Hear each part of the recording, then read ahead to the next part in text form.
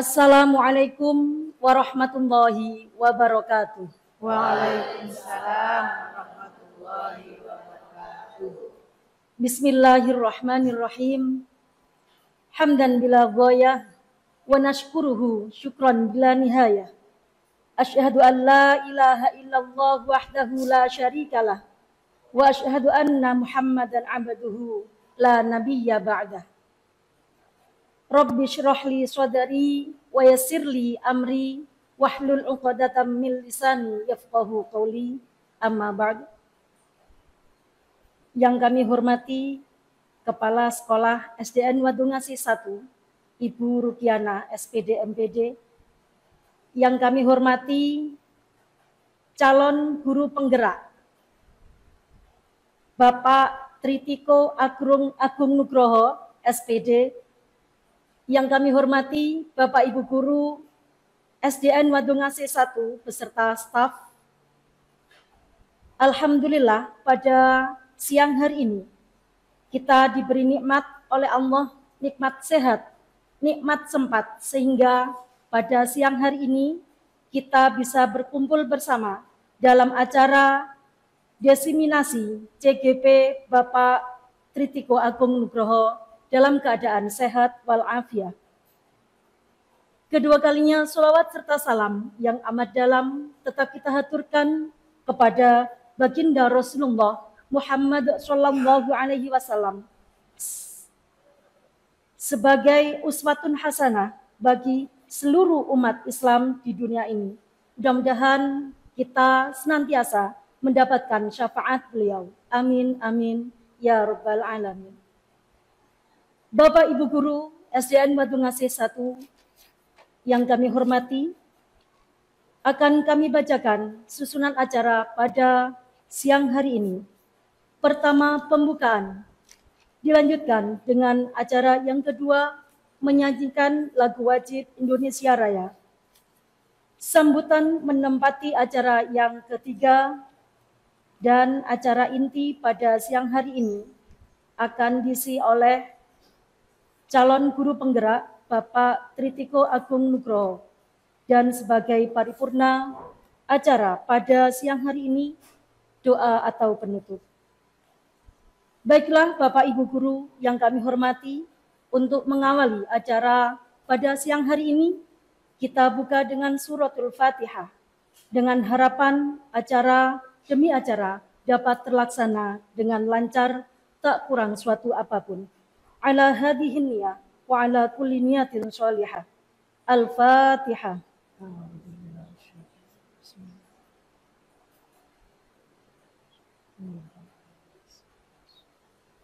Terima kasih disampaikan. Acara yang kedua menyanyikan lagu wajib Indonesia Raya. Kepada Bapak Ibu Guru dimohon untuk berdiri.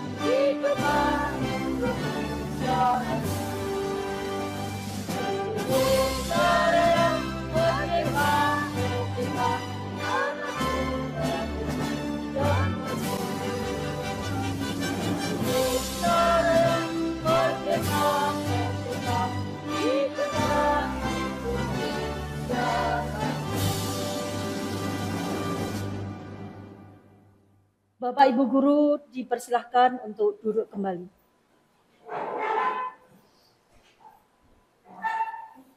Terima kasih disampaikan. Acara ketiga, yakni sambutan Kepala Sekolah SDN Wadungasih 1 yang terhormat Ibu Rukiana, SPD, MPD, disilahkan.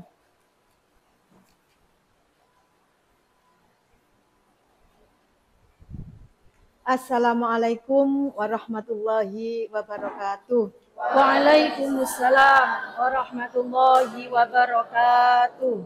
Bismillah, alhamdulillah, la haula wa la quwata illa billah, amma ba'du. Yang kami hormati Bapak Tritiko Agung Nugroho SPD selaku calon guru penggerak SDN Wadungasih 1. Yang kami hormati Bapak dan Ibu Dewan Guru beserta staf SDN Wadungasih 1. Pertama, marilah kita bersyukur kehadirat Allah Subhanahu wa taala yang telah melimpahkan rahmat-Nya kepada kita semua berupa kesehatan baik jasmani maupun rohani, sehingga kita semua dapat melaksanakan tugas sehari-hari. Sholawat serta salam tetap tercurahkan kepada baginda Rasulullah Muhammad Sallallahu Alaihi Wasallam. Yang ketiga, kami ucapkan terima kasih yang sebesar-besarnya atas atensi Bapak Ibu semua guna memenuhi undangan kegiatan yang akan disampaikan oleh calon guru penggerak SDN Wadungasih 1 yang akan menyampaikan di sini kegiatannya diseminasi modul 1.4 budaya positif. Bapak Ibu sekalian yang kami hormati, kegiatan ini kepala sekolah terus mengawal dari pembukaan, mengikuti lokakarya. Yang pertama saya ikuti yakni di SMA 3 Sidoarjo, modulnya insya Allah 1.1. Begitu nggih Pak Agung ya. Sekarang sudah sampai pada 1.4. Semoga ilmu yang didapatkan oleh CGP kita ini bisa ditransfer kepada panjenengan semua, sehingga SDN Wadungasih 1 nantinya diharapkan akan menjadi sekolah penggerak karena mempunyai guru penggerak. Itu harapan kami. Harapan kami semua, harapan saya selaku pemimpin lembaga yang ada di sini, mudah-mudahan apa yang dicapai oleh Pak Agung sekarang diikuti oleh Bapak Ibu guru yang lain, dan alhamdulillah kemarin sudah lolos 1 ibu guru lagi. Nah, untuk yang lain tetap saya support, semuanya mensupport untuk mengikuti jejak beliau yang membanggakan lembaga kita. Bapak Ibu sekalian, mohon nanti diikuti dengan seksama apa yang disampaikan oleh Pak Agung ini, yang ilmunya sudah diserap dari Miss Ellen, sudah diserap dari Miss Ellen yang pernah berkunjung 2 kali ke lembaga kita, alhamdulillah. Didengarkan dengan seksama, mudah-mudahan bermanfaat bagi kita semua. Amin ya rabbal alamin. Demikian kata sambutan dari saya selaku Kepala SDN Wadungasih 1. Kurang lebihnya mohon maaf yang sebesar-besarnya. Saya akhiri, wabillahi taufik wal hidayah. Wassalamualaikum warahmatullahi wabarakatuh. Terima kasih disampaikan. Untuk acara yang keempat, acara inti diseminasi calon guru penggerak. Dalam hal ini akan disampaikan oleh yang terhormat Bapak Tritiko Agung Nugroho SPD. Kepadanya disilakan.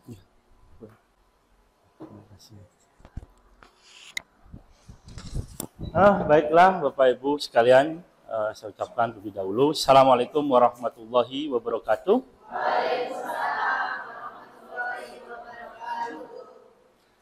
Nah, pertama-tama marilah kita panjatkan puji syukur kehadirat ilahi Robbi Allah Subhanahu wa taala, berkat rahmat, taufik serta hidayahnya kita semua pada siang hari ini masih diberi kesehatan, diringankan niat dan langkah kita untuk bisa hadir bersama di sini kita belajar.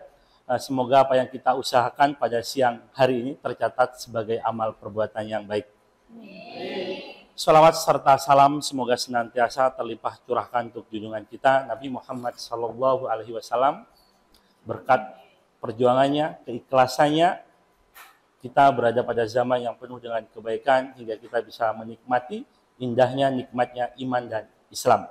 Yang terhormat Ibu Kepala Sekolah SDN Wadung Asih 1 yang luar biasa, yang selalu memberikan sokongan, dukungan pada saya secara pribadi selaku calon guru penggerak.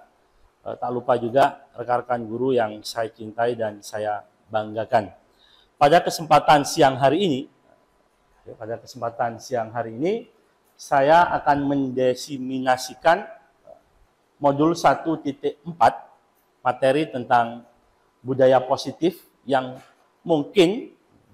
yang pasti akan bisa kita terapkan dalam kehidupan kita sehari-hari di sekolah selaku berkenaan dengan tugas kita sebagai guru. Namun sebelum lebih jauh kita melangkah di materi tentang budaya positif ini, saya minta pada rekan dua guru untuk maju ke depan untuk kita praktekkan.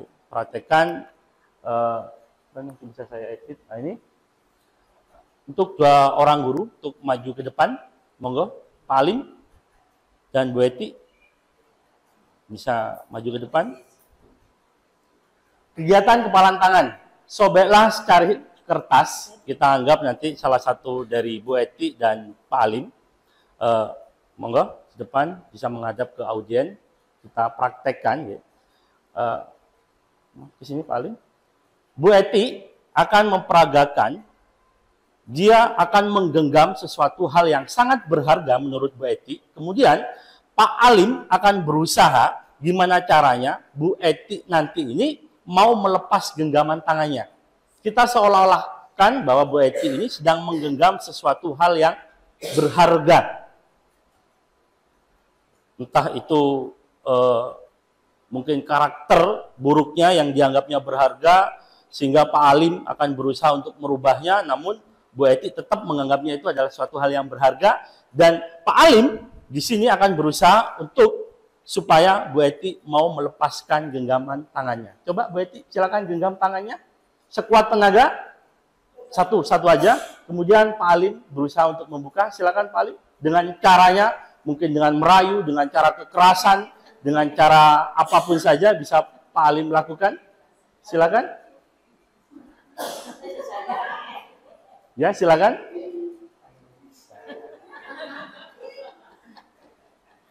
Coba silakan dibuka dengan sekuat tenaga, dengan cara apapun.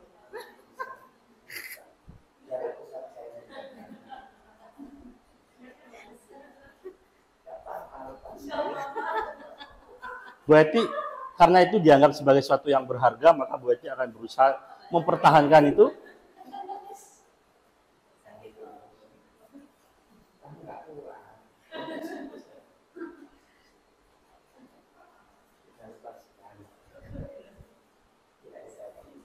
Sudah sekian menit, ternyata Pak Alim masih belum juga berhasil membuka genggaman tangan dari Bu Eti. Ya. Berusaha. Ya, tepuk tangan untuk Bu Eti dan Pak Alim. Ya, silakan duduk. Silakan duduk. Sebelum kita bahas lebih jauh, saya ingin bertanya ke Pak Alim. Kira-kira apa yang terjadi dari proses Pak Alim tadi membuka genggaman tangan dari Bu Eti? Untuk menaklukkan sesuatu yang dirasa memiliki nilai lebih pada seseorang, dibutuhkan perjuangan yang cukup keras. Baik lewat kelemahan untuk kata, kesopanan untuk kata, maupun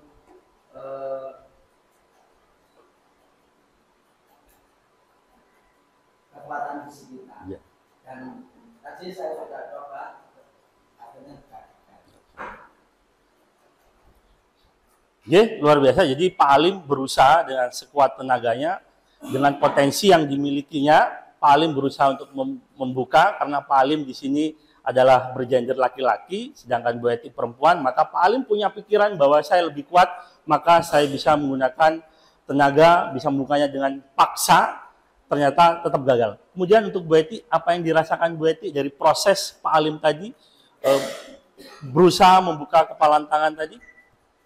Sakit? Ya, sakit Pak. Seandainya itu memang terbuka, pasti akan menyisakan sakit pada Bu Eti.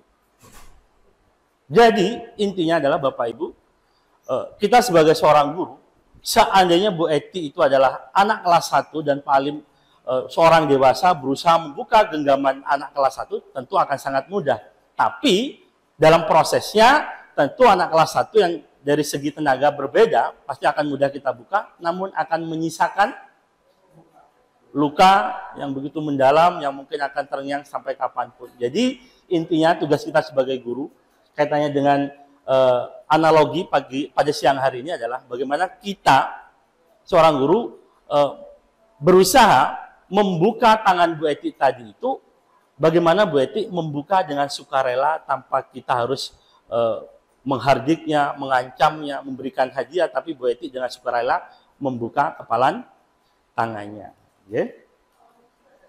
Kemudian pertanyaan pemantik, setujukah atau tidak setuju? Yang pertama adalah hukuman dapat mendisiplinkan anak. Hukuman dapat mendisiplinkan anak. Ya? Apakah Bapak Ibu setuju? Tidak setuju? Kita simpan aja jawabannya. Kemudian yang kedua, pemberian hukuman dengan hal positif seperti membaca atau membersihkan halaman sekolah dapat meningkatkan disiplin anak. Apakah Bapak Ibu setuju? Setuju. Oke. Kemudian yang ketiga, memberi penghargaan, reward, dapat meningkatkan motivasi belajar anak. Setuju. Oke, kita simpan sambil kita berproses hari ini. Apakah jenengan nanti tetap dengan pendapat ini bahwa mulai pertanyaan pemantik yang pertama, kedua, ketiga, apakah tetap atau nanti akan berubah? Materi kita pada siang hari ini, Bapak Ibu sekalian, yang pertama adalah disiplin positif dan nilai-nilai kebajikan universal. Kemudian yang kedua, teori motivasi, hukuman dan penghargaan, dan restitusi. Kemudian yang ketiga, keyakinan kelas. Keempat, kebutuhan dasar manusia dan dunia berkualitas. Kemudian yang kelima, kita restitusi, namun lebih kepada 5 posisi kontrol. Dan yang terakhir restitusi, kita lebih kepada segitiga restitusi. Mungkin sebagian dari materi ini kemarin sudah disampaikan saat PKB penutupan. Jadi saya hanya mengulang saja. Semoga apa yang saya sampaikan nanti tidak jauh berbeda dengan senior saya di guru penggerak, Bu Sri dan Pak Taupan. Kita mulai dari yang materi pertama. Guru percaya, jadi selama ini, termasuk saya mungkin, panjenengan semua, guru percaya bahwa dapat mengontrol murid sepenuhnya. Kita selalu beranggapan bahwa kita dapat mengontrol murid sepenuhnya. Karena kita orang dewasa, contohnya misalnya, ayo duduk, ayo kamu geser sekarang, kamu kenapa di situ? Secara tidak langsung sebenarnya kita sedang menerapkan bahwa kita yakin bahwa kita bisa mengontrol murid sepenuhnya. Kemudian yang kedua, bahwa kritik dan membuat orang merasa bersalah dapat menguatkan karakter. Biasanya kita begitu. Kita berusaha ketika anak yang bersalah, kita buat dia itu mengakui kesalahannya, sehingga benar dia merasa bersalah dengan anggapan dia akan berubah. Itu anggapan kita selama ini. Kemudian yang ketiga, kita percaya sebagai seorang guru bahwa semua penguatan positif, efektif, dan bermanfaat. Semua penguatan itu akan efektif. Ketika ada anak yang berprestasi, kita kasih penguatan. Itu kita, anggapan kita, dengan memberikan reward, dengan memberikan anak-anak yang berprestasi, juara 1, pandai matematika, dan lain sebagainya, kita percaya itu efektif dan bermanfaat. Kemudian yang terakhir, bahwa orang dewasa memiliki hak untuk memaksa. Yang ini sering terjadi pada kita. Kita selalu menganggap bahwa anak-anak kita adalah objek yang bisa kita paksa. Mungkin itu juga berlaku untuk saya selama ini, punya pikiran yang sama, bahwa selama ini saya percaya terhadap 4 hal ini. Next. Ilusi kontrol, merupakan kecenderungan seseorang untuk meyakini memiliki kemampuan mempengaruhi hasil yang berada di luar jangkauannya. Jadi ini yang dimaksud dengan ilusi. Kita seolah-olah bisa melakukan hal apa saja padahal itu di luar jangkauan kita. Termasuk tadi yang sebelumnya kita percaya. Maka ternyata Bapak Ibu sekalian, kita sedang berilusi dapat mengontrol murid sepenuhnya. Seperti kepalan tangan tadi, bahwa kita tidak bisa mengontrol kepalan tangan dari Bu Eti. Yang bisa mengontrol kepalan tangan adalah Bu Eti sendiri, bukan Pak Alim. Walaupun pada akhirnya Pak Alim bisa membuka, namun sebenarnya Bu Eti tidak ingin membuka kepalan tangannya. Kemudian yang kedua, kita sedang berilusi bahwa kritik dan membuat orang merasa bersalah dapat menguatkan karakter. Kita sedang berilusi, padahal ini bukan wilayah kita. Kemudian yang ketiga, kita sedang berilusi bahwa semua penguatan positif, efektif, dan bermanfaat. Belum tentu Bapak Ibu sekalian. Dan yang terakhir, kita sedang berilusi bahwa orang dewasa memiliki hak untuk memaksa. Next. Siapa sesungguhnya yang memiliki kontrol? Ini ada teori, ada 2 teori. Teori stimulus respon, kemudian yang satu adalah teori kontrol pilihan. Mungkin untuk teori yang pertama, stimulus respon, kita mencoba mengubah orang agar berpandangan sama dengan kita. Jadi kita berusaha bahwa setiap orang itu bisa kita rubah berdasarkan kemauan kita. Seperti kita percaya yang pertama tadi. Kemudian yang kedua, perilaku buruk dilihat sebagai suatu kesalahan. Ketika ada siswa kita berperilaku buruk, maka kita menganggap bahwa itu adalah suatu kesalahan. Kesalahan dekat dengan hukuman. Biasanya begitu. Kemudian yang ketiga, orang lain bisa mengontrol saya. Jadi ini faktor stimulus respon lebih kepada faktor eksternal. Kemudian yang berikutnya, pemaksaan ada pada saat bujukan gagal. Tadi Pak Alim berusaha dibujuk, gak bisa, akhirnya dipaksa dibuka. Kemudian yang terakhir model berpikir menang kalah. Ketika ada anak yang berselisih, maka kita akan selalu siapa yang benar, siapa yang salah. Maka yang benar kepalanya makin besar, yang salah dia akan sulit kembali ke kelompoknya lagi karena dianggap bersalah. Kemudian untuk teori yang kedua, teori kontrol atau teori pilihan, kita berusaha memahami pandangan orang lain tentang dunia. Jadi kita tidak berusaha mengontrol orang lain, namun kita berusaha memahamkan orang lain tentang pandangan dunia. Kita ingin menanamkan bahwa perbuatan salah ke anak, maka kita pahamkan pada anak bahwa perbuatan itu salah dan seluruh dunia menganggap itu salah. Dan bukan hanya di Sidoarjo saja, misalnya. Kemudian yang kedua, semua perilaku memiliki tujuan. Semua perilaku memiliki tujuan. Ketika ada anak yang sering bolos, mereka pasti punya tujuan. Dan kita sebagai seorang guru, ya harusnya bertanya, apa tujuan dia tidak bersekolah, misalnya. Pasti memiliki tujuan. Baik itu yang berprestasi, ataupun bahkan yang kita anggap sebagai kenakalan. Kemudian yang ketiga, hanya ada yang bisa, hanya Anda, hanya diri kita, yang bisa mengontrol diri kita sendiri, bukan orang lain. Seandainya seorang guru punya pandangan ini, kita tidak akan berusaha memaksa anak untuk menjadi pintar misalnya, untuk anak untuk bisa suka dengan makanan yang kita suka, film dengan yang film kita suka, pelajaran yang kita anggap mudah misalnya. Anda tidak bisa mengontrol orang lain. Kemudian yang keempat, kolaborasi dan konsensus menciptakan pilihan-pilihan baru. dengan kolaborasi, ngobrol, dengan interaksi dan lain sebagainya, akhirnya nanti akan ditemukan pilihan-pilihan yang mungkin bisa jadi alternatif. Kemudian yang terakhir, model berpikir menang, bukan menang kalah. Ketika ada dua anak yang berselisih, maka dua-duanya harus menang. Tidak ada yang kita salahkan, kemudian yang pihak lain kita benarkan, maka dua-duanya harus menjadi pihak yang menang.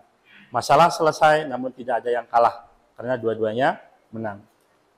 Kemudian ini tabel keseluruhannya, mungkin tabel keseluruhan yang kita pelajari pada siang hari ini. Mungkin satu-satu tidak, waktunya tidak cukup, next saja.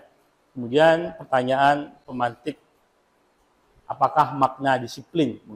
Mungkin Bapak Ibu bisa membantu saya. Mungkin, monggo Pak Wahyu, silakan. Kira-kira disiplin menurut Pak Wahyu itu apa? Mematuhi segala peraturan. Luar biasa, tepuk tangan untuk Pak Wahyu. Mungkin rekan-rekan guru yang lain, disiplin itu, karena selama ini jarang sekali ya, mungkin rekan-rekan guru waktu di pelatihan pertama juga ketika ditanyakan disiplin, pasti berkenaan dengan tepat waktu. Datang tepat waktu, tidak salah. Ya, tidak salah. Jadi kalau kita rinci, berasal dari bahasa Latin, jadi intinya adalah disiplin, adalah kepatuhan. Patuh. Jadi kalau kita ingin merubah anak menjadi disiplin, berarti kita ubah anak di mana anak tersebut bisa patuh terhadap peraturan mungkin, undang-undang dan lain sebagainya. Jadi lebih kepatuhan seseorang. Namun selama ini perlu digarisbawahi Bapak Ibu sekalian, disiplin dengan ketidaknyamanan bukan dengan apa yang kita hargai. Ini yang sekarang kita temui di masyarakat. Disiplin terpenuhi hanya karena ketidaknyamanan. Gak nyaman sama kepala sekolah misalnya. Gak nyaman sama tetangga sebelah. Bukan karena sadar. Jadi disiplin di sini yang akan kita bentuk, disiplin positif misalnya. Jadi bagaimana anak benar-benar melakukan kepatuhan itu dalam dirinya. Bukan karena faktor eksternal, dari faktor internal. Namun yang terjadi di masyarakat adalah kecenderungan menghubungkan kata disiplin dengan ketidaknyamanan, bukan dengan apa yang kita hargai atau pencapaian suatu tujuan mulia. Karena faktor eksternal, nggak nyaman, sungkan, malu, takut. Misalnya. Adapun nilai-nilai kebajikan universal, nilai-nilai kebajikan adalah sifat-sifat positif manusia yang merupakan tujuan mulia yang ingin dicapai setiap individu. Oke, kalau siswa, maka profil pelajar Pancasila.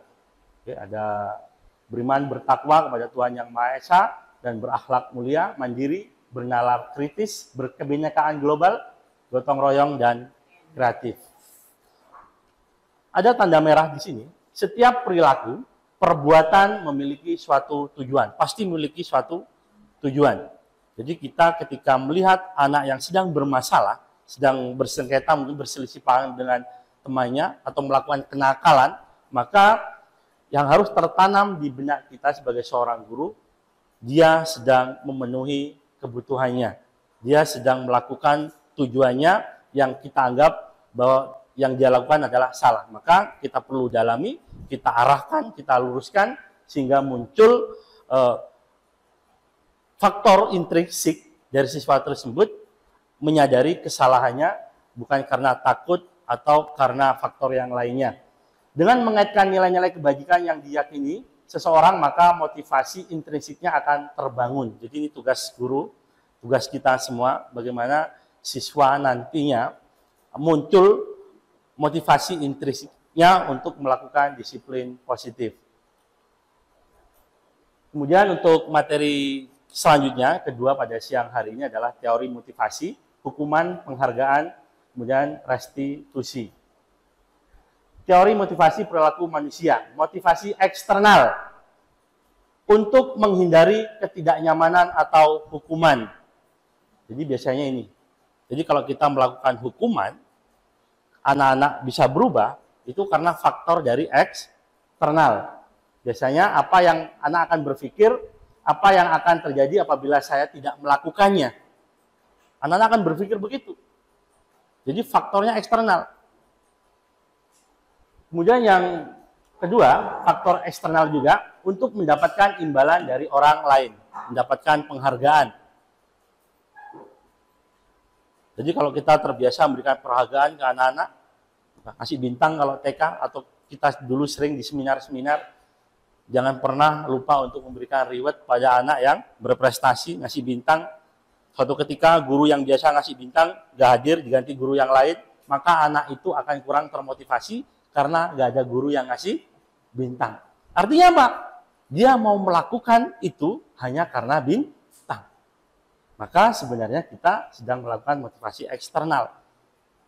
Motivasi eksternal akan berhenti anak-anak melakukan itu ketika penghargaan atau hadiah yang kita berikan juga berhenti. Kemudian yang ketiga, ini yang harus kita usahakan adalah motivasi internal, tujuan dari disiplin positif untuk menghargai diri sendiri. Saya akan menjadi orang seperti apa bila saya melakukannya. Jadi kita sebagai guru harus bisa mengarahkan anak untuk menghargai dirinya sendiri.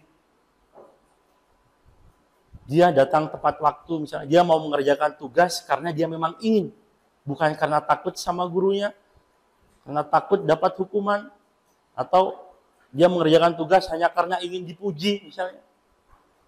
Tapi karena dia menghargai dirinya sendiri. Itu tugas kita. Insya Allah nanti di akhir sesi, bagaimana caranya, sampai akhir sesi mungkin kita akan mendapat kesimpulan yang bulat bagaimana cara bisa memberikan motivasi secara intrinsik kepada siswa supaya mendapatkan motivasi secara internal. Ki Hajar Dewantara mengatakan merdeka itu artinya tidak hanya terlepas dari perintah, akan tetapi juga cakap buat memerintah dirinya sendiri. Artinya ini harus juga memiliki motivasi secara internal, Bapak Ibu sekalian. Jadi kalau kita biasa memerintah, biasa menghardik misalnya, ya, siswa-siswa kita secara tidak langsung kita hanya membangun anak-anak yang termotivasi secara eksternal. Mungkin selama ini itu yang terjadi. Saya lewat, anak-anak takut ketika saya nggak lewat, mereka kembali ke bentuk semula. Karena apa? Motivasinya adalah motivasi eksternal. Takut mendapatkan sanksi, takut mendapatkan hukuman. Pendapat Bapak Ibu sekalian tentang memberikan reward atau penghargaan pada siswa. Monggo, ada yang bisa memberikan pendapat? Tentang memberikan reward? Monggo, Ibu Cynthia. Memberikan reward kepada siswa, menurut saya itu juga Penting. Supaya anak itu merasa dihargai. Jadi apa yang mereka usahakan itu ada yang memberikan penghargaan. Tapi itu bukan keputusan barang. Misalnya anak berani menjawab, kita minta temannya untuk memberikan aplaus itu sudah Termasuk reward. Jadi kalau di kelas misalnya yang jawab itu aja, berarti rewardnya pasti hanya akan anak-anak itu saja. Itu yang kelebihannya. Nah, kekurangannya, maka anak yang di pojokan yang nggak pernah menjawab, seumur hidup dia tidak akan pernah mendapatkan reward. Mungkin yang akan kita bahas pada siang hari ini, benar reward tujuan pertama, tujuan dari awal adalah supaya anak yang sudah bersusah payah menjawab, berprestasi, makin termotivasi dengan prestasinya. Namun, Bapak Ibu sekalian, ternyata penghargaan sama dengan hukuman. Dalam arti meminta atau membujuk seseorang melakukan sesuatu untuk memenuhi suatu tujuan tertentu dari orang yang meminta atau yang membujuk. Dorongannya eksternal dan akan ada faktor ketergantungan. Kan ada faktor ketergantungan. Anak akan tidak termotivasi ketika gurunya diganti dan gurunya tidak memberikan reward. Dia akan mungkin lebih menjadi kurang termotivasi. Tidak seperti ketika diajar guru si A. Setiap saya jawab, pasti memberikan reward. Makin bangga dia, makin besar kepalanya. Misalnya begitu. Tapi tidak ada yang salah. Ya. Kemudian, Dampak dari pemberian penghargaan menurut Al-Fiqh dihukum oleh penghargaan, pengaruh jangka pendek dan jangka panjang. Penghargaan menghukum, penghargaan mengurangi ketepatan, penghargaan tidak efektif, penghargaan merusak hubungan. Ya, merusak hubungan dengan akan dianggap hanya pilih kasih. Maka siswa yang sering beri kita reward akan ada pihak yang iri terhadap siswa tersebut, merusak hubungan. Kemudian penghargaan menurunkan kualitas. Anak-anak yang tidak diberikan reward, sama-sama mengerjakan, namun kalah cepat menjawab, pasti dia akan, kualitasnya akan menurun, kurang termotivasi untuk mengikuti pembelajaran selanjutnya.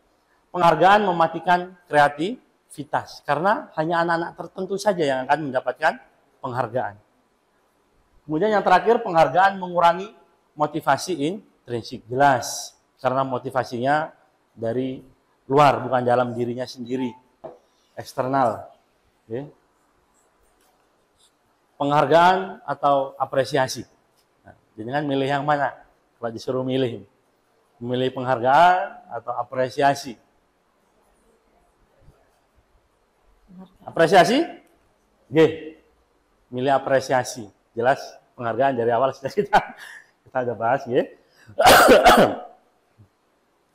Bentuk apresiasi dalam memberikan apresiasi pengakuan dalam bentuk kata, kalimat secara langsung pada siswa, perlu diingat beberapa hal. Yang pertama, beri pengakuan secara khusus.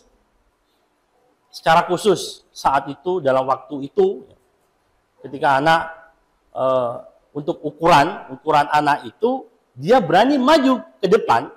Si A waktu masuk kelas 6, dia takut maju depan kelas. Setelah 1 minggu, ternyata dia berani maju kelas. Maka saat itu juga harus kita beri penghargaan.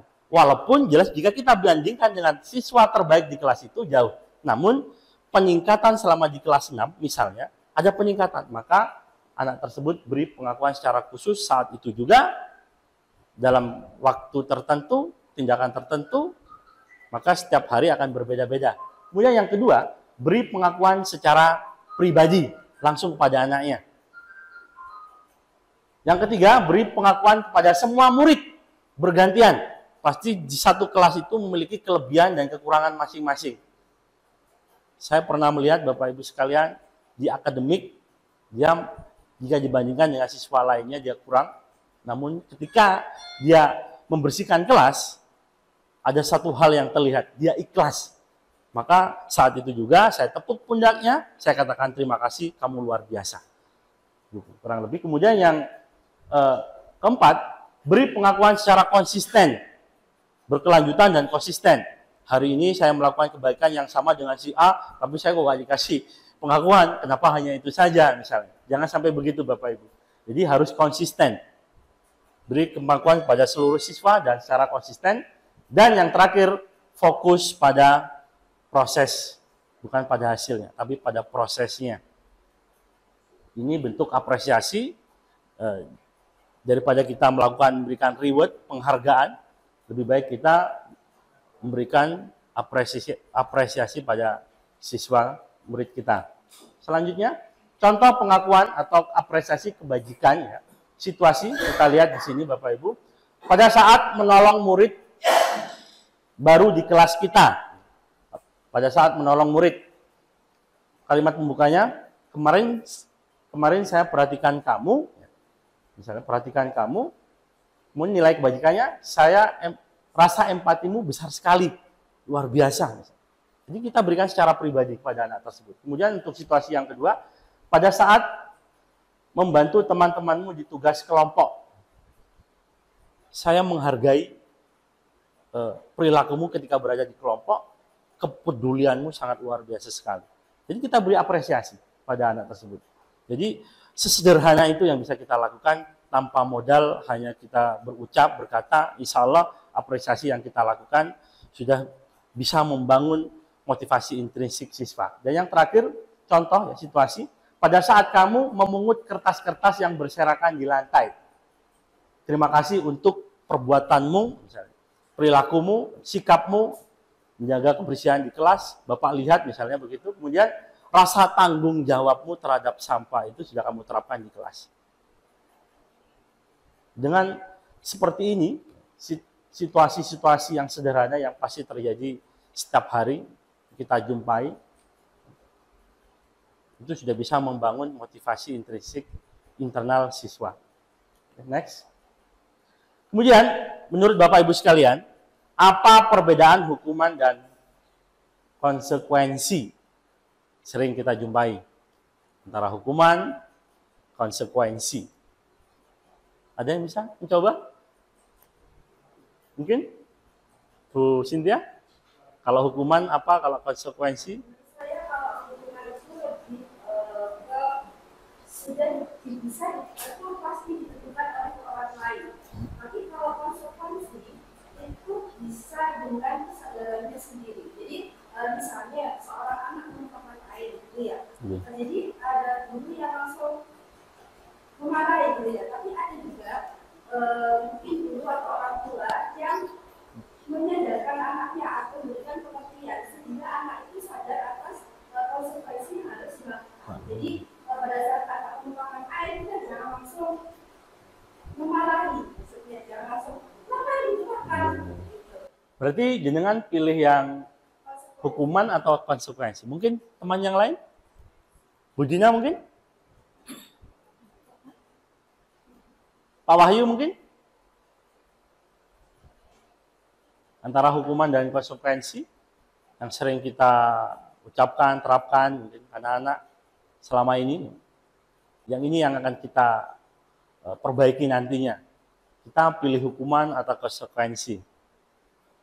Oke, luar biasa dari Bu Cynthia tadi. Kita lanjutkan saja misalnya. Sebelum kita masuk ke apa perbedaannya, monggo silakan dijawab Bapak Ibu. Mencatat 100 kali di dalam buku kalimat saya tidak akan terlambat lagi karena terlambat ke sekolah. Ini termasuk hukuman atau konsekuensi? Kedua, lari mengelilingi lapangan basket 2 kali karena terlambat hadir di sekolah. 3, murid diminta untuk push up 15 kali karena tidak menggunakan masker ke sekolah.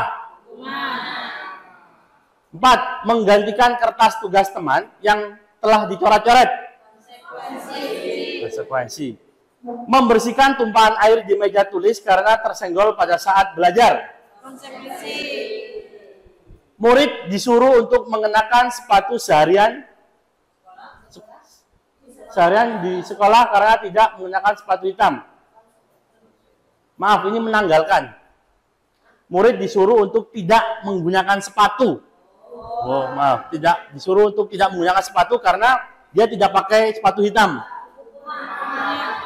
Dan yang terakhir, lari mengelilingi lapangan basket 2 kali karena terlambat 10 menit untuk pelajaran PJOK. Kita lihat. Benar, memang yang ini Bapak Ibu, ini sempat juga saya perdebatkan juga. Karena kalau menurut saya juga masuk hukuman, tapi bisa konsekuensi. Karena apa? PJOK-nya saat itu juga lari. Okay? Jadi saat pemanasan, awal PJOK pasti kan lari. Karena si anak tadi itu terlambat 10 menit, maka dia untuk awal pelajaran PJOK tidak mengikuti. Maka untuk mengganti itu, si anak yang terlambat tadi melakukannya sendiri. Okay? Luar biasa untuk kita. Kita lanjutkan, maka perbedaan hukuman dan konsekuensi. Jika hukuman, sesuatu yang menyakitkan dan harus terjadi. Itu hukuman. Sedangkan kalau konsekuensi, sesuatu yang harus terjadi saja. Kemudian kalau hukuman, membuat anak sakit, fisik maupun hati untuk jangka waktu yang lama. Sedangkan konsekuensi, membuat anak merasa tidak nyaman dalam jangka waktu yang pendek. Kemudian ketiga, anak membenci kedisiplinan. Kalau yang konsekuensi menghargai, lebih menghargai. Tapi tetap faktornya faktor eksternal, karena dia menghargai. Paksaan, stimulus tanggapan. Kemudian mendorong anak menyakiti diri sendiri, sedangkan yang konsekuensi mendorong anak agar mudah menyesuaikan diri. konsep diri yang buruk, konsep diri yang baik. Anak belajar untuk menyembunyikan kesalahan, sedangkan konsekuensi anak belajar untuk mematuhi peraturan, dan yang terakhir hasilnya adalah marah, rasa bersalah karena dipermalukan, merasa tidak dihargai, dan yang konsekuensi kehilangan haknya saat tugas.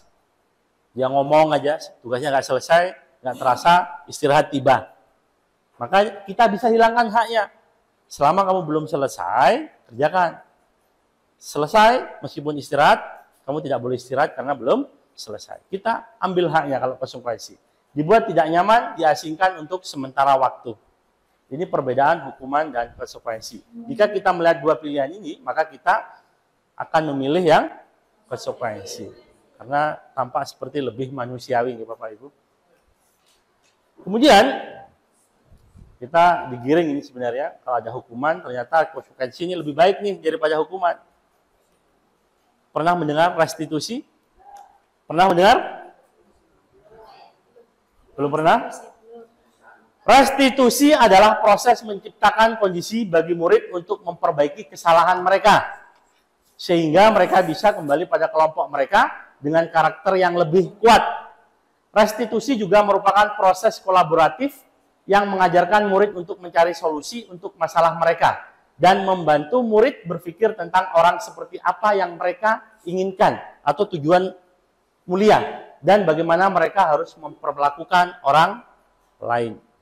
Oke, kalau kita bandingkan dengan hukuman, konsekuensi, restitusi tampak lebih baik karena di sini ada faktor internal, intrinsik. Anak mulai menyadari kesalahannya, anak mulai sadar untuk memperbaiki dirinya, maka restitusi ini pilihan lebih baik jika kita bandingkan antara hukuman dan konsekuensi. Nah, kecil sekali ini. Ini perbedaannya. Ya.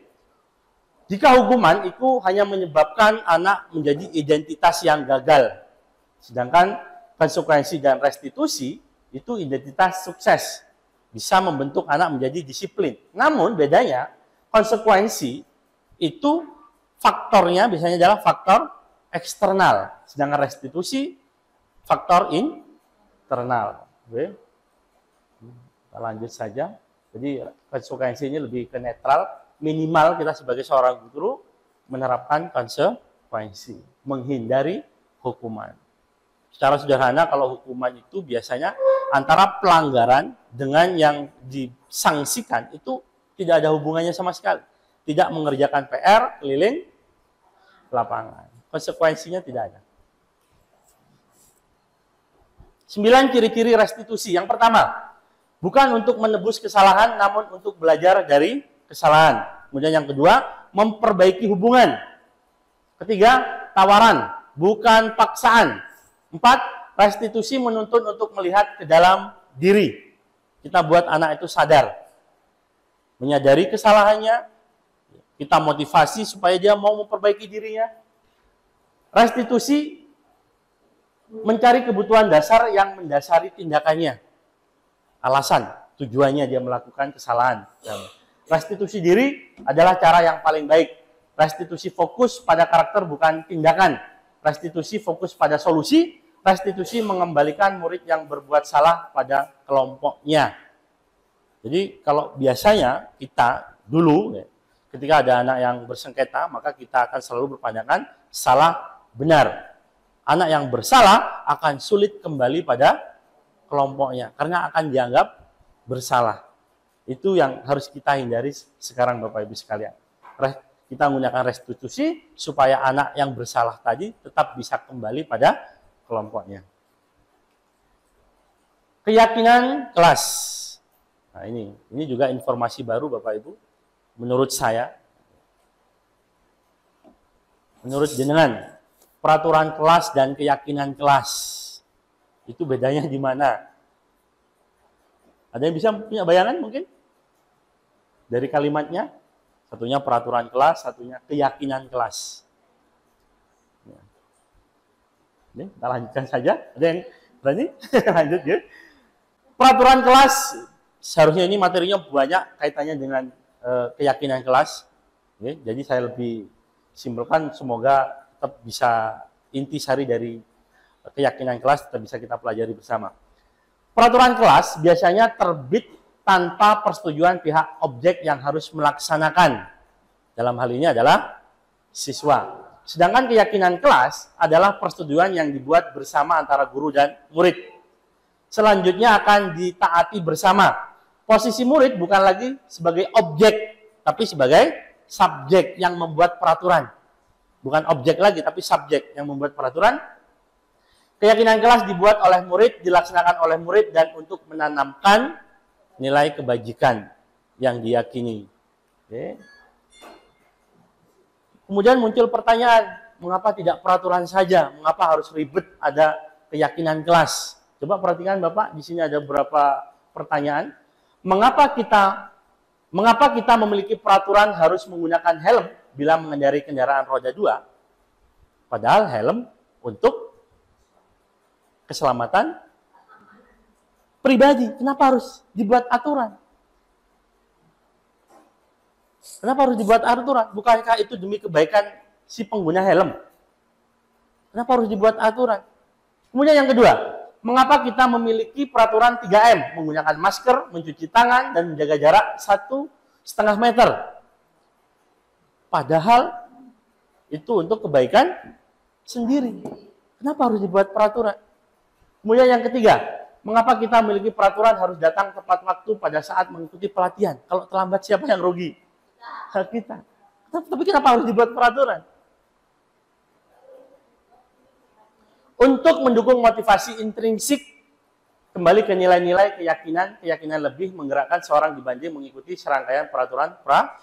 Jadi, kenapa harus ada peraturan? Supaya kita lebih termotivasi lagi sebenarnya. Oke. Untuk kita mau mengikuti aturan, walaupun itu untuk kepentingan kita, dibuat aturan agar kita lebih termotivasi untuk mengikuti aturan tersebut. Langkah penyusunan keyakinan kelas. Ini yang bisa kita lakukan, kita terapkan mungkin ya, informasi ini Bapak Ibu. Tahap pertama adalah guru meminta murid untuk menuliskan semua keyakinan yang mereka inginkan untuk dilaksanakan di dalam kelas. Jadi semua siswa suruh nulis secari kertas atau dengan menyiapkan spidol keyakinan apa saja yang harus kita terapkan di kelas. Pak, aturan boleh ditulis juga, misalnya tidak boleh terlambat, harus mengerjakan tugas tepat waktu, bisa ditulis semuanya di papan tulis. Kemudian yang kedua, mengulas dan memilah keyakinan yang krusial, yang penting kita pilih. Mungkin ada yang sama, kalimatnya beda tapi sama misalnya. Kemudian mengambil nilai kebajikan dari apa yang sudah ditulis oleh siswa tersebut tadi. Jangan datang terlambat misalnya. Itu terdapat nilai kebajikan disiplin. Jadi kita bahas. Dan keyakinan tidak boleh berkata kasar mengandung nilai kebajikan, hormat, dan santun. Jadi semua yang sudah ditulis, kita ambil nilai kebajikan dari masing-masing yang sudah dituangkan oleh anak-anak di papan tulis tadi itu. Sehingga anak-anak lebih mengerti dari setiap keyakinan itu ternyata mengandung nilai kebajikan. Kemudian langkah keempat, mengubah keyakinan menjadi kalimat positif. Jadi yang ada tidaknya, jangan, itu masih negatif, kita ubah menjadi positif. Jadi peraturan kelas itu kita hilangkan, peraturan sekolah kita hilangkan, kita ubah menjadi keyakinan sekolah, keyakinan kelas. Tidak datang terlambat, ini masih negatif. Kita ubah menjadi datang tepat waktu. Jangan membuang sampah di lantai kelas. Diubah menjadi membuang sampah pada tempatnya. Jangan mengobrol ketika guru menjelaskan di kelas, diganti memperhatikan penjelasan guru.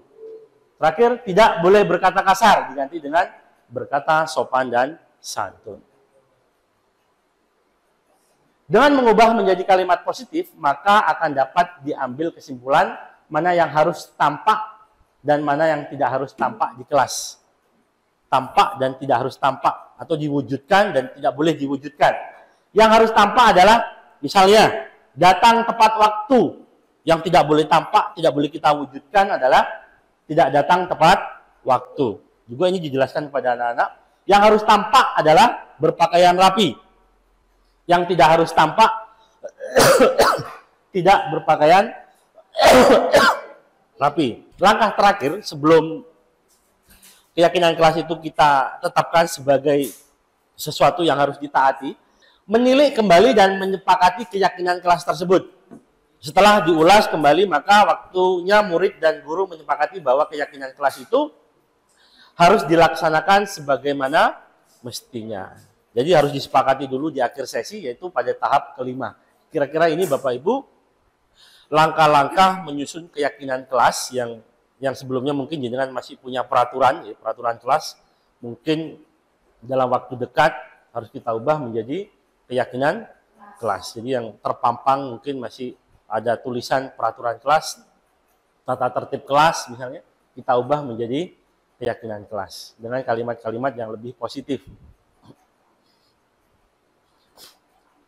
Materi keempat, kebutuhan dasar manusia dan dunia berkualitas. Setiap manusia akan selalu berusaha mengupayakan untuk memenuhi kebutuhan dasarnya agar hidupnya berjalan optimal. Apapun yang dilakukan anak pasti berkaitan dengan ini.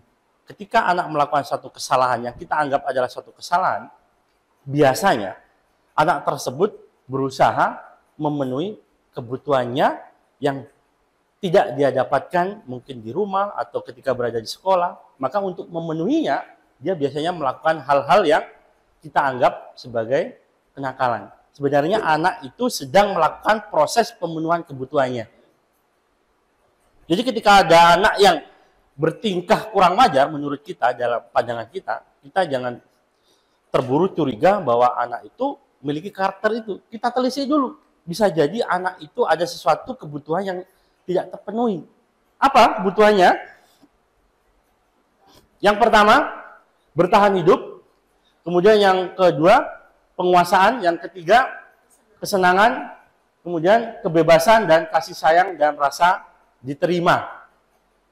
Guru harusnya memahami kebutuhan dasar setiap anak didiknya. Jadi kita ketika ada anak bermasalah, kita patut curiga bahwa anak itu sedang berusaha memenuhi kebutuhan dasarnya. Kita sebagai guru berusaha memenuhi kebutuhan dasarnya.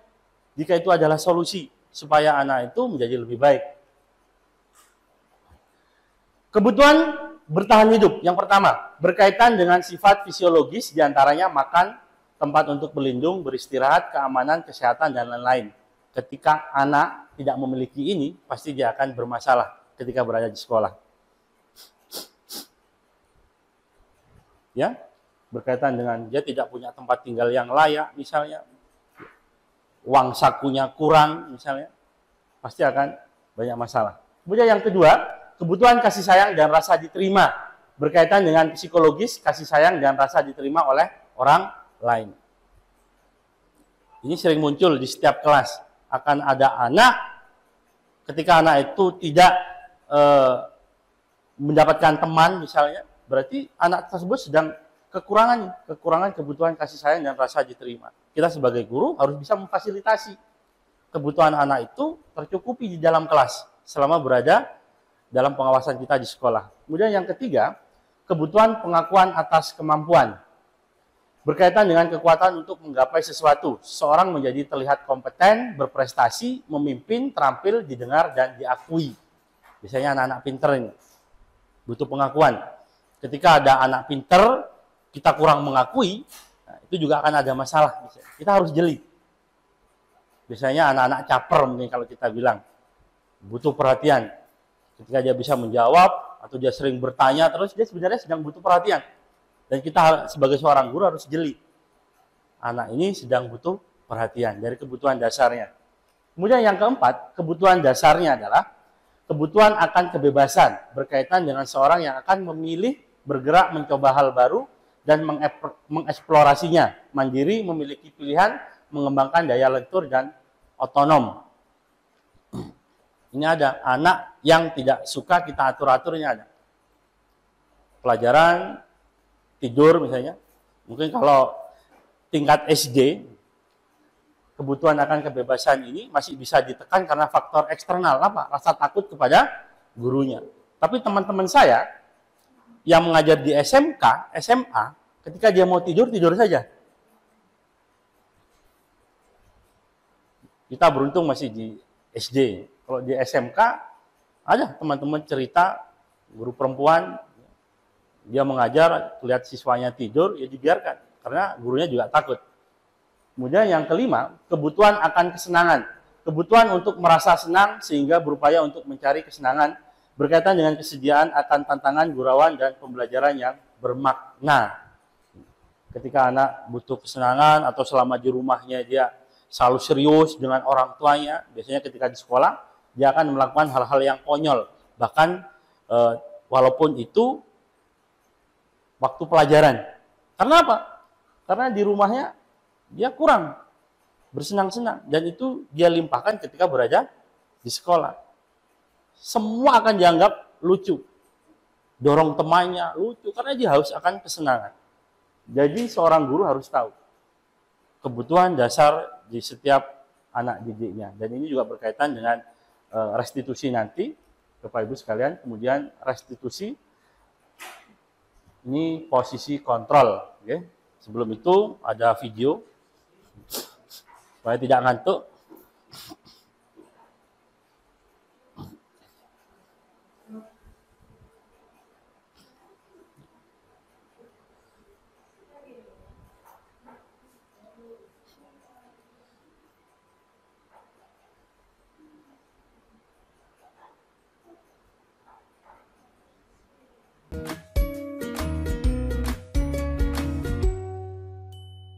Salam bahagia Ibu dan Bapak guru hebat.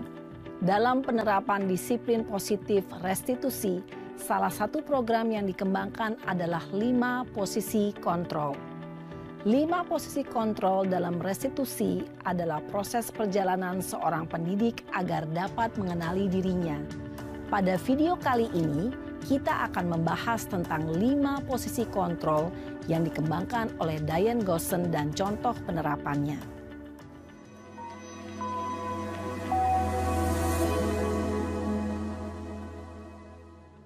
5 posisi kontrol itu adalah 1. Posisi penghukum. 2. Posisi pembuat merasa bersalah. 3. Posisi teman. 4. Posisi pemantau atau monitor. Dan 5. Posisi manajer. Untuk lebih memahami kelima posisi tersebut, mari kita saksikan kasus Naren yang terlambat hadir 20 menit di sekolah dan melihat bagaimana kelima posisi kontrol dalam menghadapi masalah tersebut.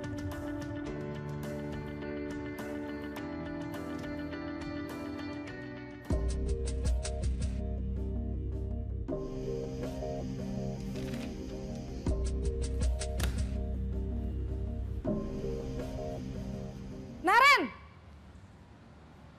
Sini kamu! Selamat pagi, Bu. Selalu terlambat. Kamu deh, pasti terlambat. Maaf, Bu. Saya... Apa? Apa coba? Alasan kamu apa lagi? Kapan sih kamu tidak terlambat? Malas sekali ya kamu jadi anak. Saya... Dasar pemalas. Gak kapok-kapok sih kamu. Sudah berapa kali terlambat? Sana. Kamu keliling lapangan basket 2 kali. Kenapa saya harus keliling lapangan basket, Bu? Kenapa? Kamu mau lawan ibu? Berani-beraninya jawab.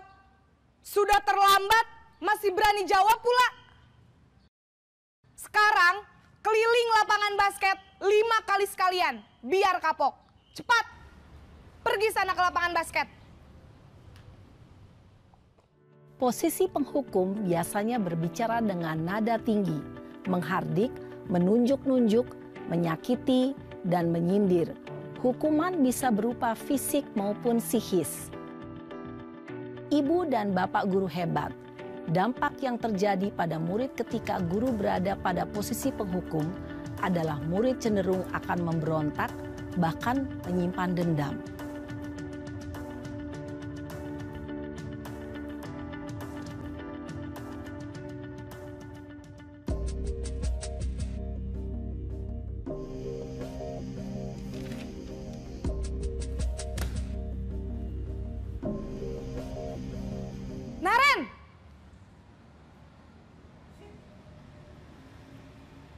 Selamat pagi, Bu.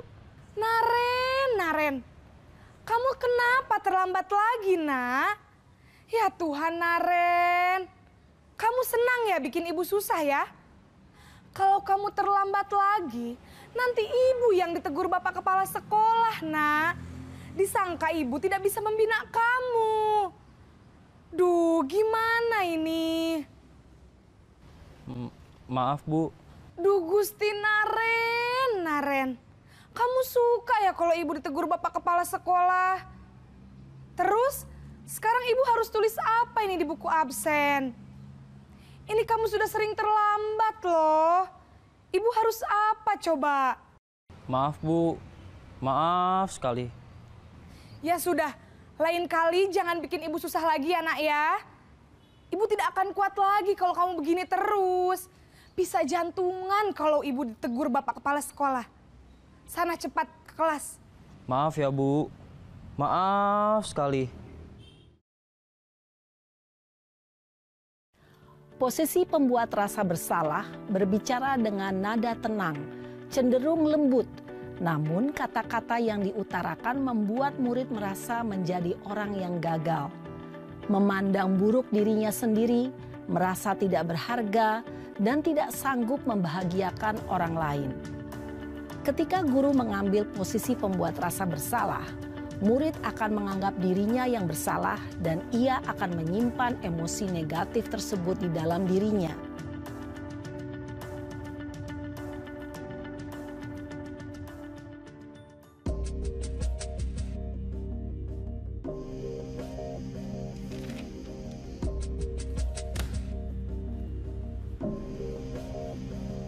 Naren!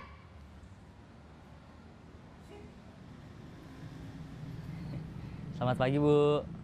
Wah, sudah jam berapa ini, Nak? Terlambat lagi ya, sayang? Iya, Bu. Habis ibu saya lupa bangunkan saya, Bu. Kamu malah menyalahkan ibu kamu. Kamu bukannya anak yang larinya paling kenceng. Kok terlambat sih? Iya, Bu. Saya memang terlambat bangun tadi. Jadi, biarpun saya lari kencang, tetap gak kekejar, Bu. Ya sudah sana, nanti lain kali larinya lebih kenceng lagi ya. Biar gak terlambat lagi. Bikin seneng ibu, demi ibu. Bisa kan? Bisa lah, Bu. Ya sudah sana masuk kelas. Ibu beresin urusan absen kamu. Kamu ini ada-ada saja. Dalam posisi teman, guru berbicara dengan nada suara ramah, akrab, cenderung bersenda gurau untuk menjaga suasana tetap santai. Murid akan merasa senang, aman, dan akrab dengan guru. Identitas yang tercipta adalah identitas sukses atau berhasil. Namun, perlu diingat, karena ini masih dorongan eksternal, maka ada faktor ketergantungan dari murid kepada orang tertentu. Di sini guru absennya, sehingga di lain waktu murid bisa berperilaku baik, namun hanya kepada orang-orang tertentu saja.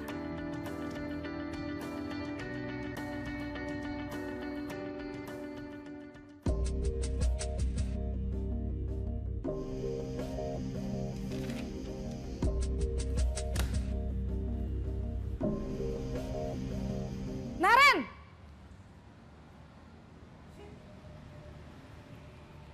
Selamat pagi, Bu.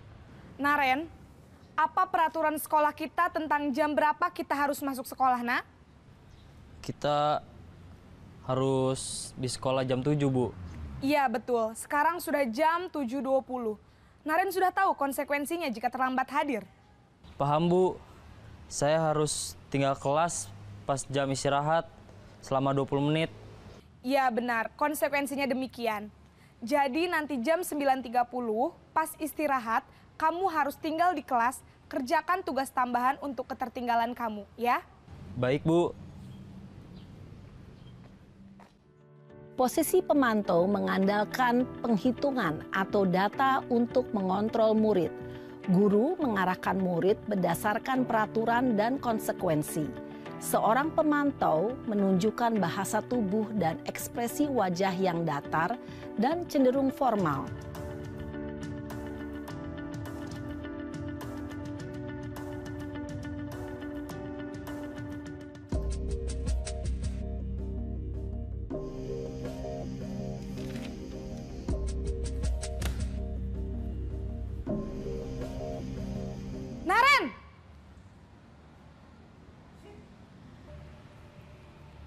Selamat pagi, Bu. Selamat pagi, Naren. Maaf, Bu. Saya terlambat. Iya, sekolah masuknya jam 7, sekarang sudah jam 7.20. Jadi sekarang bagaimana ini, Naren? Maaf, Bu. Saya lupa setel alarm saya semalam. Baiklah, menurut kamu, keyakinan sekolah yang mana yang perlu kamu tingkatkan? Menghargai diri sendiri dan orang lain mungkin ya, Bu. Setuju. Jadi, apakah Naren meyakini prinsip saling menghormati tersebut? Iya, Bu. Saya meyakininya. Apakah Naren bersedia memperbaiki masalah keterlambatan ini? Bersedia, Bu.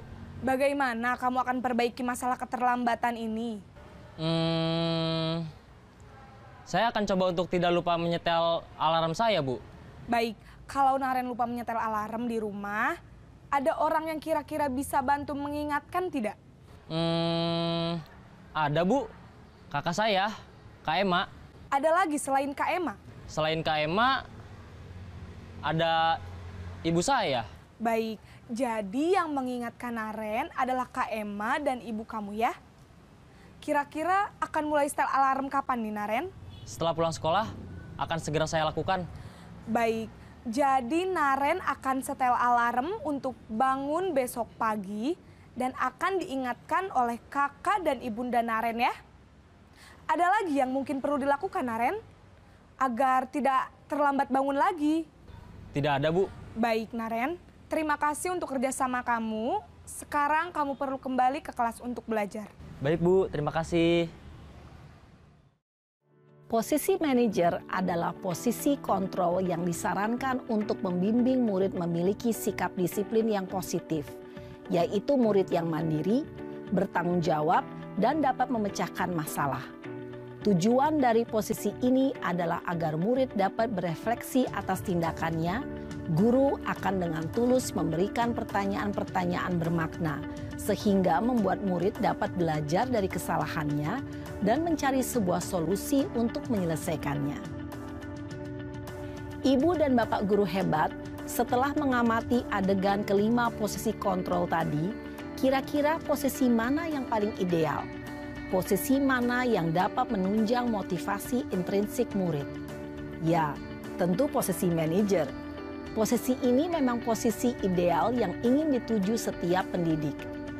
Pada posisi inilah, guru dapat menerapkan disiplin positif yang berpihak pada murid, yang memerdekakan murid.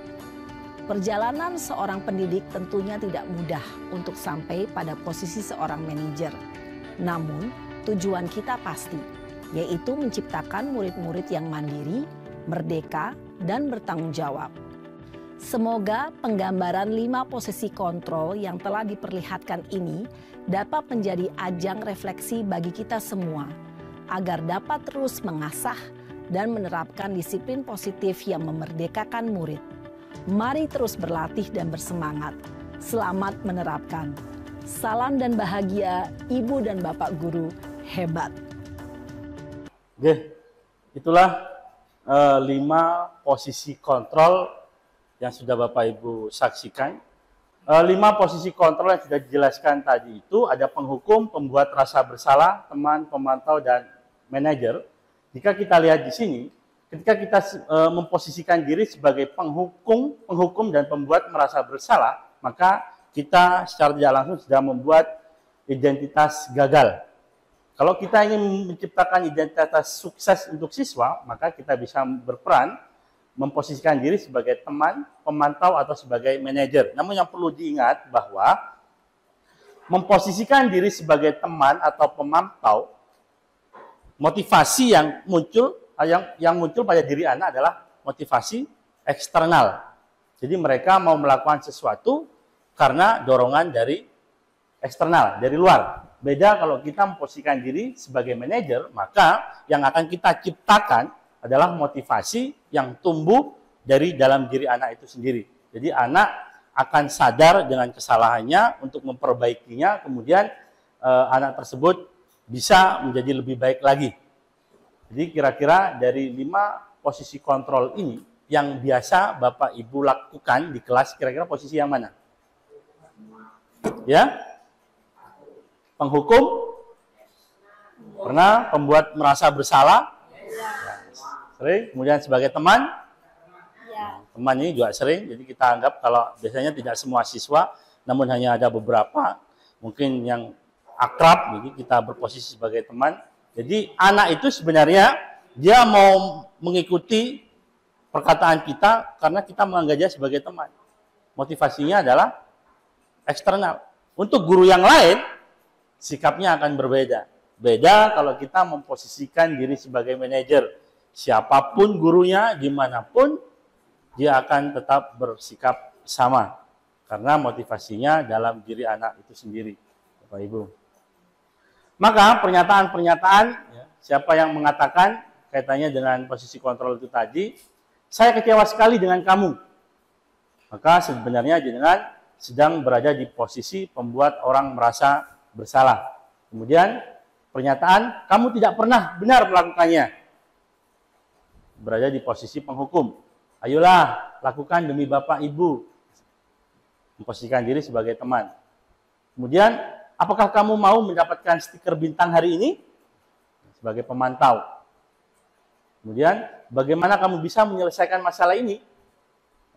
Manajer. Jadi anak ditantang mencari solusinya sendiri.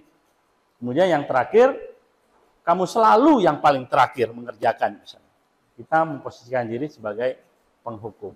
Maka Bapak Ibu sekalian, alangkah baiknya jika mulai hari ini kita meninggalkan atau menciptakan anak dengan identitas gagal. Jadi kita menghindari posisi sebagai penghukum maupun pembuat rasa bersalah. Maka di sini ada pilihan kita sebagai teman, sebagai pemantau atau sebagai manajer. Namun di sini yang paling baik tentu adalah sebagai manajer. Yang ingin kita tumbuhkan adalah motivasi siswa dari dalam dirinya sendiri. Namun sebagai teman pemantau juga bisa menghasilkan anak yang berhasil, anak yang sukses. Maka kita bisa bergerak di antara sebagai pemantau atau manajer sebenarnya. Sebagai teman bisa, namun kita diarahkan kalau bisa sebisa mungkin kita sebagai pemantau atau manajer. Kita pilih di antara ini atau dua-duanya kita laksanakan atau hanya manajer saja sesuai dengan kebutuhan kondisi di lapangan. Terkadang kita harus menjadi pemantau, terkadang juga kita harus memposisikan diri sebagai manajer. Kemudian restitusi, segitiga restitusi, ini pun juga kaitannya dengan video saya pribadi, supaya jangan tidak ngantuk. Okay.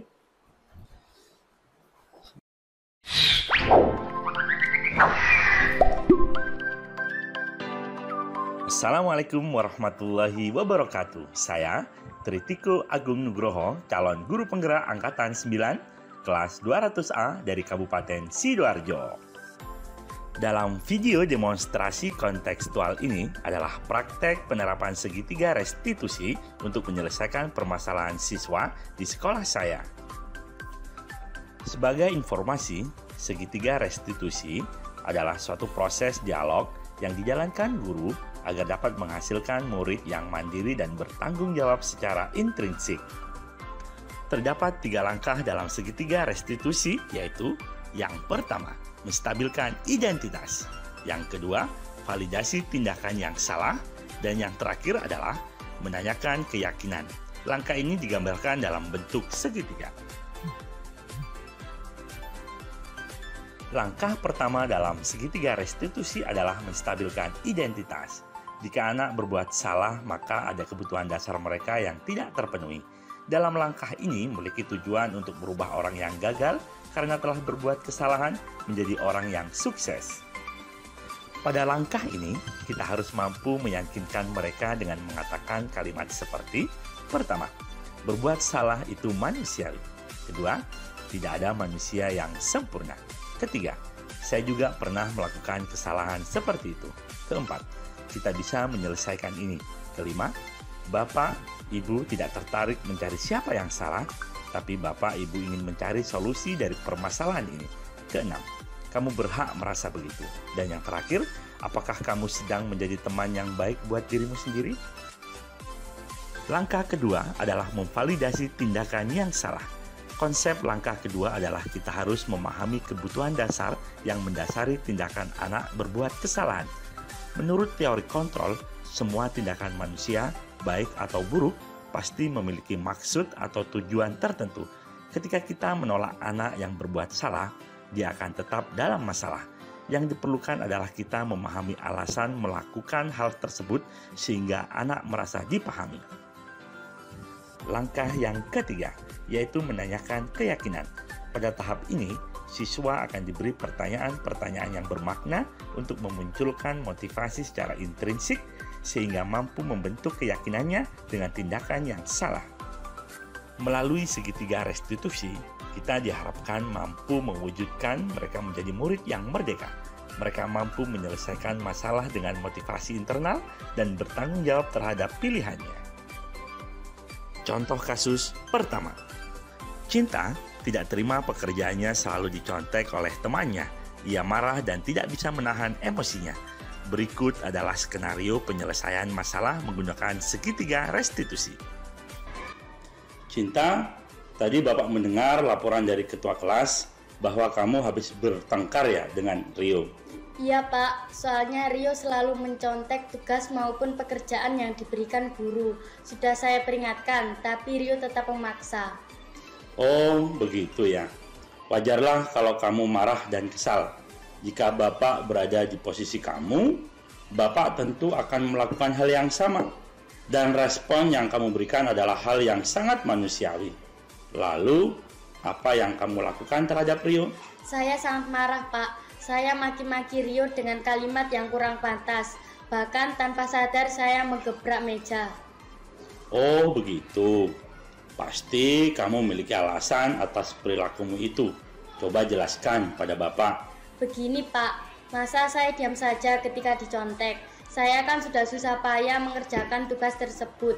Tapi Rio maunya hanya mencontek dan tidak mau berusaha sendiri.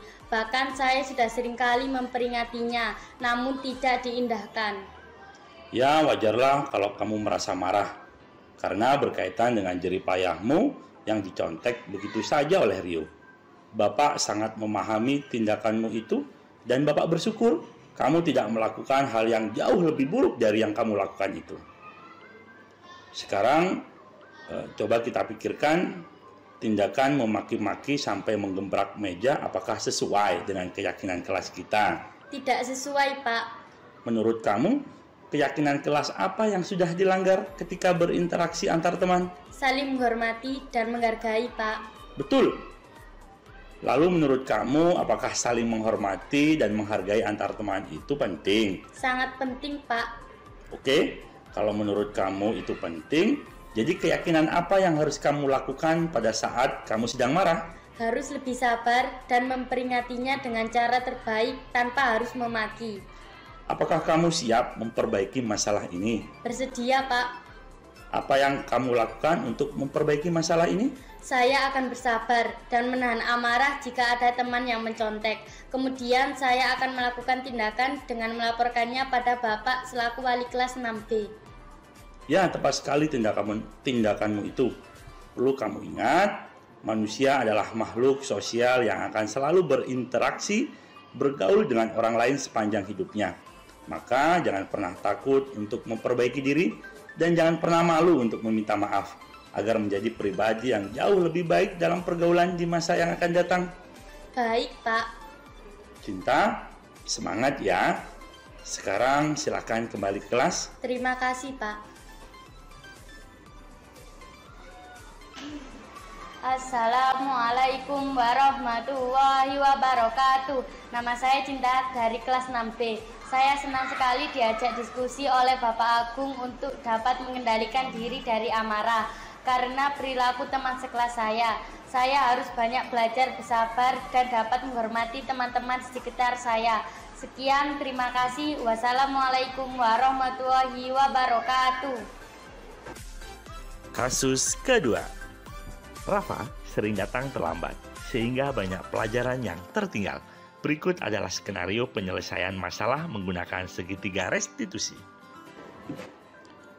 Rafa, akhir-akhir ini Bapak perhatikan kamu sering datang terlambat ya? Iya, Pak. Menurut ingatan kamu, sudah berapa kali kamu datang terlambat ke sekolah? Sudah 3 kali, Pak. Sering terlambat itu suatu kesalahan, bukan? Iya, Pak. Saya mengerti. Saya mohon maaf. Melakukan kesalahan itu adalah hal yang manusiawi. Setiap orang pasti pernah melakukan kesalahan. Yang terpenting kita belajar dari kesalahan itu dan berusaha untuk memperbaikinya, serta berkomitmen untuk tidak mengulanginya kembali.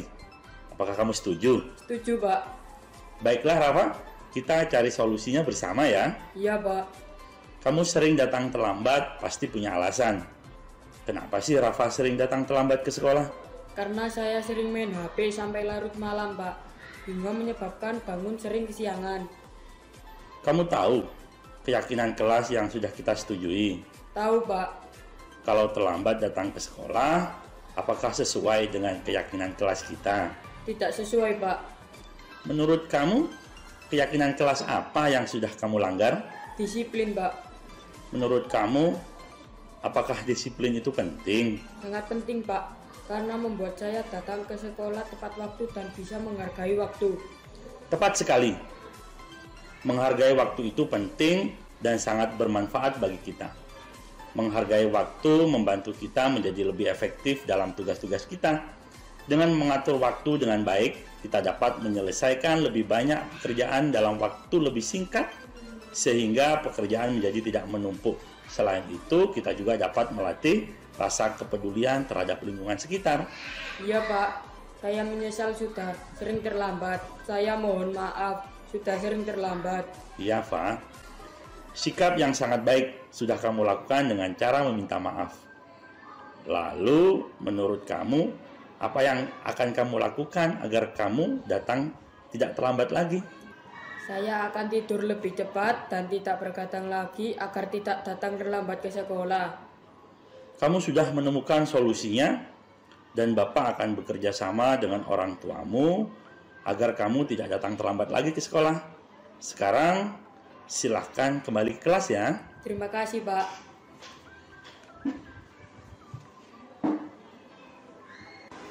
Assalamualaikum warahmatullahi wabarakatuh.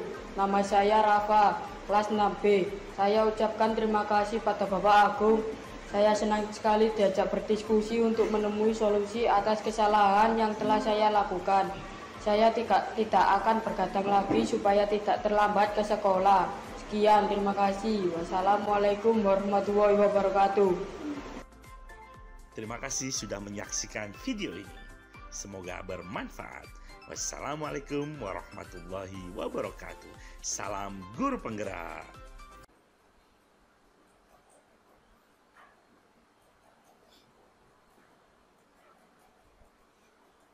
Mungkin ada pertanyaan Bapak Ibu kaitannya dengan materi kita pada siang hari yang perlu kita diskusikan, atau ada penguatan lagi mungkin dari Ibu Kepala Sekolah untuk saya, untuk teman-teman semua kaitannya dengan materi pada siang hari ini.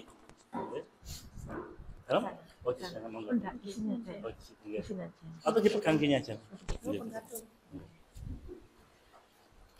Beri aplaus untuk Bapak Agung.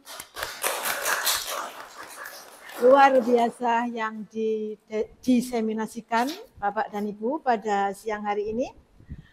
Perlu adanya respon dari Bapak Ibu guru yang sudah menerima materi tadi. Dan utamanya dari saya selaku Kepala Sekolah mengucapkan terima kasih karena ada banyak ilmu yang kami dapatkan yang selama ini menjadi salah kaprah. Namun ketika sudah diterangkan oleh Pak Agung yang bertemakan budaya positif tadi, membuka wawasan saya dan utamanya Bapak dan Ibu guru sekalian tentang apa yang sudah disampaikan. Yang pertama yang sudah saya tangkap ini tadi, yakni tentang reward atau penghargaan yang selama ini kita anggap sudah benar.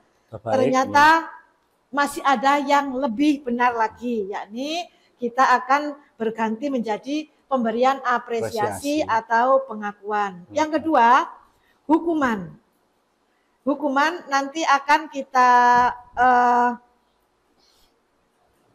ubah Aturan. menjadi konsekuensi atau keyakinan. Konsekuensi atau restitusi hukuman ya, hukuman. Restitusi. Yang ketiga, yang tadinya tata tertib atau peraturan yang selama ini kita buat, Bapak dan Ibu, akan berubah menjadi keyakinan kelas.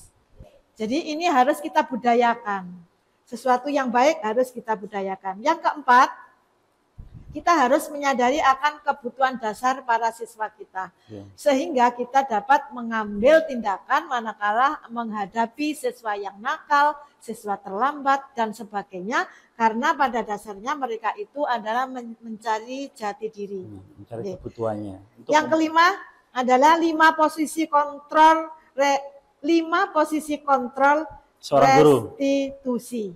5 posisi kontrol seorang guru. 5 posisi kontrol seorang guru.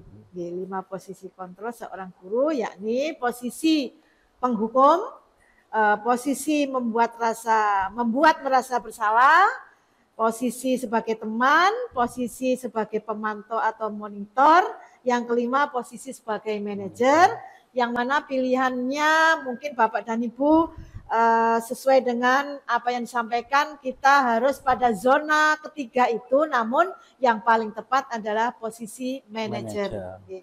Yang terakhir adalah tentang restitusi segitiga. Pemecahan masalah atau jika seorang siswa mengalami beberapa permasalahan, kita harus menggunakan teknik ini supaya anak-anak itu bisa menyelesaikan masalahnya dari dalam dirinya sendiri, bukan pengaruh dari kita. Jadi merekalah yang akan memecahkan masalahnya sendiri. Jadi kita memerdekakan anak di segala bidang, baik pelajaran, perilaku, dan sebagainya, dalam rangka mewujudkan manusia yang berkarakter. Demikian yang bisa saya sampaikan Pak Agung. Terima kasih banyak. Mudah-mudahan bisa diterapkan oleh Bapak dan Ibu guru di SDN Wadungasih 1. Mungkin ada lagi teman-teman yang bisa memberikan tanggapan kaitan kegiatan kita pada siang hari ini.